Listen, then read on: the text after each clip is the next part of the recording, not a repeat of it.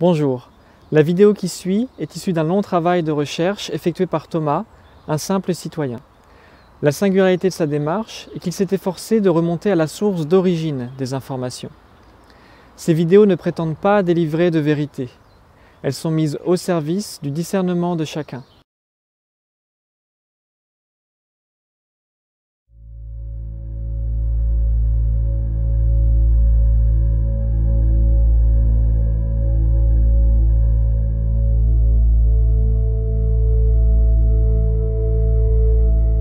Pourquoi faut-il un casier judiciaire vierge pour être pompier, taxi ou fonctionnaire et pas pour être élu?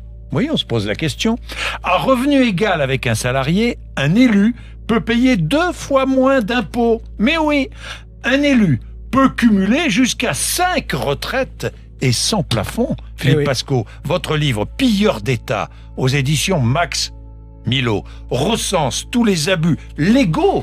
Je dis bien légaux, dont bénéficient les élus. Exactement. Je dis simplement, et je le prouve dans le livre, que plus on monte en haut de la pyramide, plus les élus s'en mettent plein les poches et plus ils confortent le système dans lequel ils se votent. D'ailleurs, certains médias hésitent à vous inviter. Je sais pas pourquoi. J'ai un journaliste l'autre fois qui m'a téléphoné, qui m'a dit « Putain, Philippe, ton livre est génial, ce qu'il y a dedans, c'est simple, il y a longtemps qu'on aurait dû l'écrire, mais tu comprends, si je t'invite et si Valls devient président, je suis grillé. » J'arrive à prouver et preuve à l'appui, puisque tout ce que je dis est factuel. Oui. Dans mon premier livre, j'ai mis 400 élus et j'ai mis leur nom, j'ai pas eu un seul procès. Tout ce que j'écris est factuel, vérifié et recoupé. Oui. Là, je mets dans mon troisième livre que 30% des parlementaires, députés, Sénat plus sénateurs, donc 577 plus 348, 30% ont eu affaire avec la justice ou le fisc.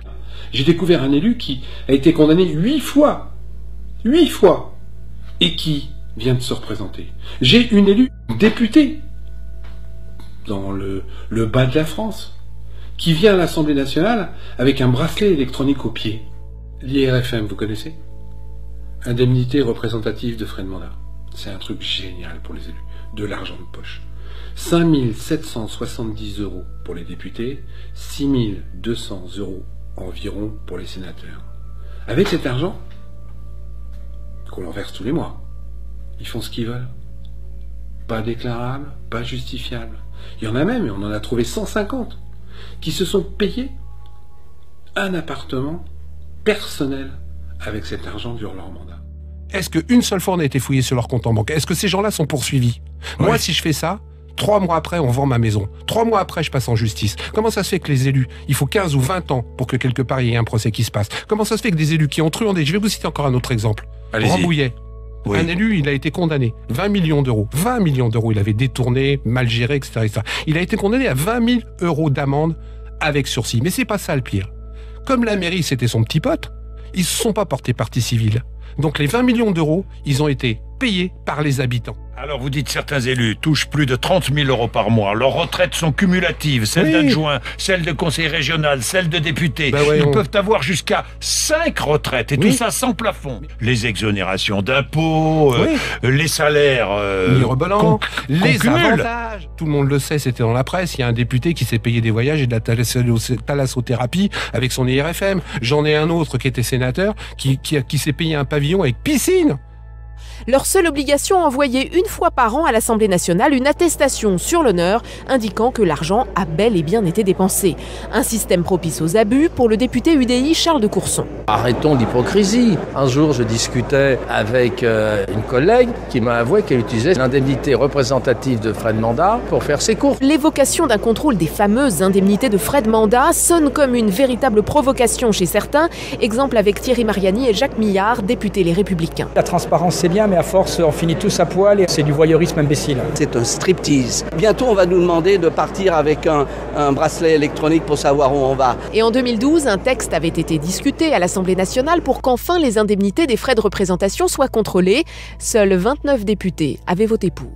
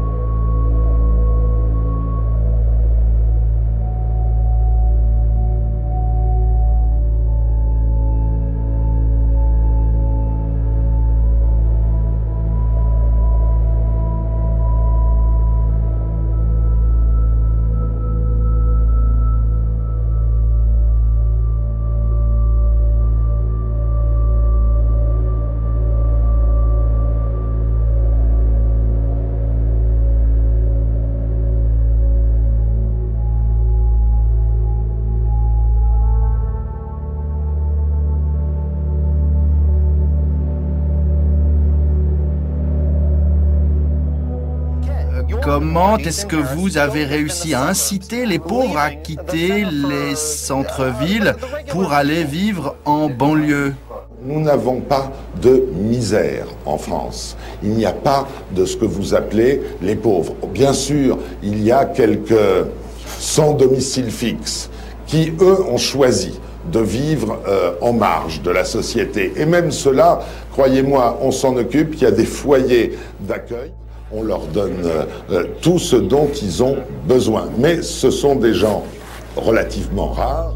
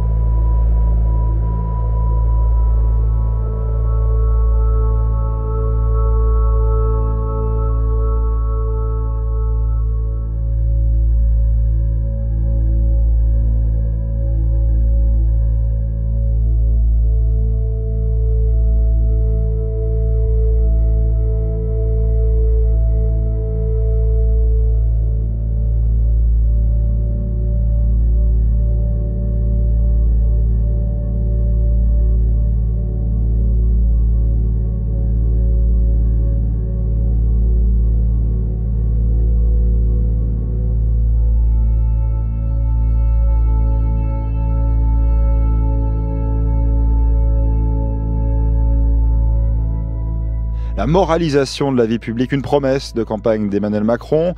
Mais dans la nuit de lundi à mardi, et c'est passé quasiment inaperçu, les députés sont revenus sur l'obligation d'avoir un casier judiciaire vierge pour candidater à une élection. Donc aujourd'hui, on revient en arrière. Pourquoi? Mais qui cherche-t-on à protéger? C'est le b.a.-ba de la moralisation, le casier judiciaire vierge. Pourquoi fait-il marche arrière aujourd'hui, Emmanuel? Moi, je cherche à savoir qui protège. Parce qu'il n'y a pas d'autres explications. Selon vous, aujourd'hui, le gouvernement protège certains députés. Mais c'est évident, la loi a été votée. Il suffisait de la laisser passer devant le Conseil constitutionnel et on voyait si ça passait ou pas. Et là, ils annulent la loi et ils proposent quelque chose après la condamnation. Ça ne veut rien dire. Ma seule explication, c'est que ces gens-là, il faut bien payer la campagne présidentielle. Excusez-moi du terme. C'est-à-dire, soyez plus clair. Ah bah je suis clair, moi je pose des questions. Je dis comment ça se fait qu'on fait une grande... qui on cherche à protéger. Et en général, les gens qu'on cherche à protéger, c'est les gens qui vous ont rendu service. D'accord. Philippe Pascot, je disais en préambule que ce retour en arrière est passé quasiment inaperçu. Nous sommes en plein cœur de l'été. Oui, mais vous n'êtes pas beaucoup à en parler, les médias.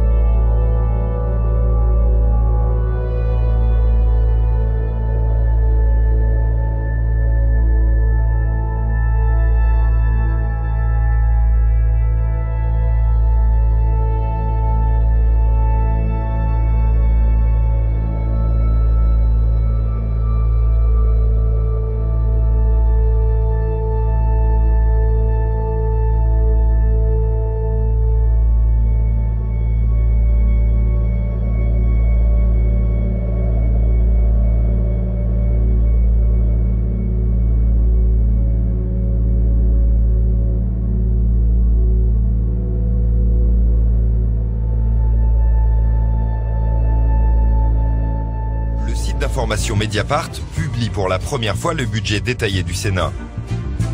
On y découvre les avantages dont bénéficient les fonctionnaires. Chaque sénateur coûte en moyenne aux contribuables 23 500 € par mois. Secrétaire ou dactylo gagne environ 5 000 € par mois. Est-ce que je peux consulter le budget du Sénat? Ah ben, il est publié, vous l'avez si vous voulez. Pas le détaillé. Ah si, je pense. Au Sénat? Au Sénat, non, oui. Il n'est pas publié le budget détaillé. Ben, tant mieux, je suis content. On a entendu le questeur Bernard Sauget dire dans notre enquête, je cite, « Je suis content que les comptes du Sénat ne soient pas publiés parce que tout le monde ne peut pas comprendre. » J'estime que c'est pas la peine que tous les gens regardent des choses qui vont être incapables de commenter et ils auront certainement peut-être des réflexions idiotes. En tant que citoyen, quelle est votre réaction?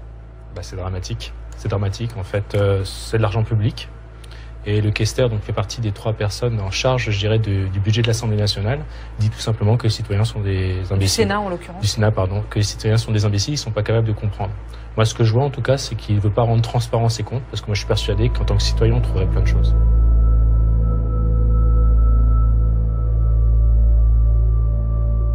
Le député doit être libre de dépenser son IRFM comme il l'entend. Sinon, c'est le striptease permanent et la terreur des médiatiques. Et il n'y a que le peuple à juger. Merci. Mais le peuple, il ne peut pas juger puisqu'il n'a pas accès à ses dépenses, monsieur Miard. Il n'a pas à avoir accès.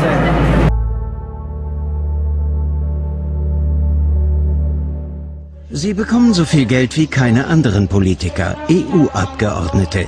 Egal, ob sie da sind oder nicht, gibt es Diäten in Höhe von 7.339 €. Zusätzlich bekommen die Parlamentarier eine steuerfreie Kostenpauschale von 3.980 € plus 284 € pro Sitz.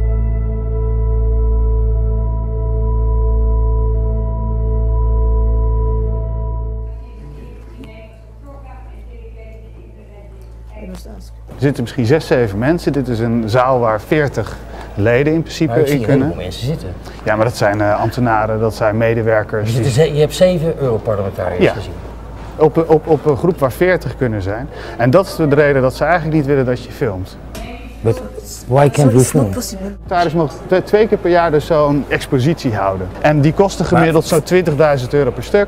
Iedereen heeft daar recht op een borrel en iedereen heeft recht op eten erbij. Ik bedoel, anders komt niemand. Maar kijk, daar staat ook weer een expositie. Aan de andere kant is ook weer een expositie. Het is ook bijna gênant. Je kan hier gewoon van de hele week echt gratis eten en drinken. Da stimmt was in der Leistung nicht, da stimmt was in der Verantwortung nicht. Und man will es natürlich verstecken vor den Wählern und darum hat man es ja so ungern, wenn man hier ein bisschen genauer hinschaut.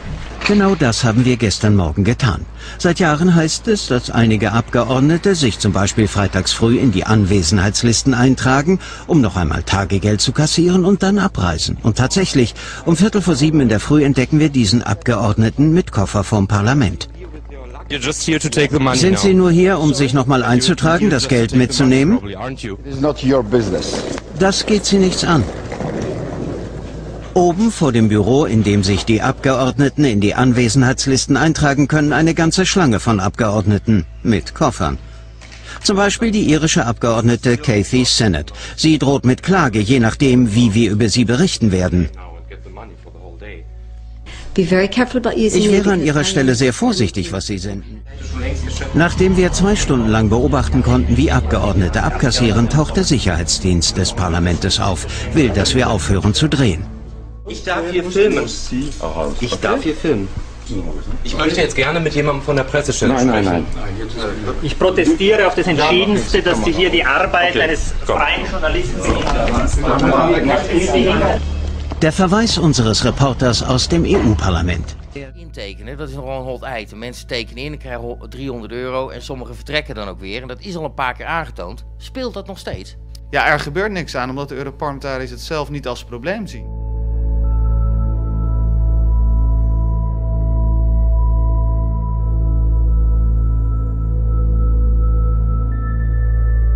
Je réponds pas à ces questions. Pourquoi? Jamais. Parce que je réponds pas aux questions, ces questions depuis toujours. Pourquoi? Parce que je réponds pas. Elles sont légitimes ces questions quand même. Et vous faites ce que vous voulez. Je peux légitimement considérer que je ne réponds pas. J'ai le droit aussi. Non? Mais vous pouvez nous expliquer pourquoi? Non, je ne réponds pas. D'accord. Par principe. Mais quel principe justement? Les miens. Mais c'est-à-dire que les journalistes ou les citoyens n'ont pas à savoir ce qui se passe au Parlement? J'ai pas à vous répondre. Les miens. dis le mien, j'ai pas à répondre aux questions de la presse. Vous comprenez que ça puisse, que les gens puissent trouver ça bizarre, que les parlementaires ne veulent pas. Les gens, vous. Non, c'est aussi les gens qui ont envie de savoir pourquoi le Parlement n'est pas contrôlé, pourquoi les comptes des députés sont pas contrôlés. Vous entendrez la réponse de mes collègues, ce sera très bien. Mais pourquoi vous voulez pas y répondre? Parce que c'est comme ça.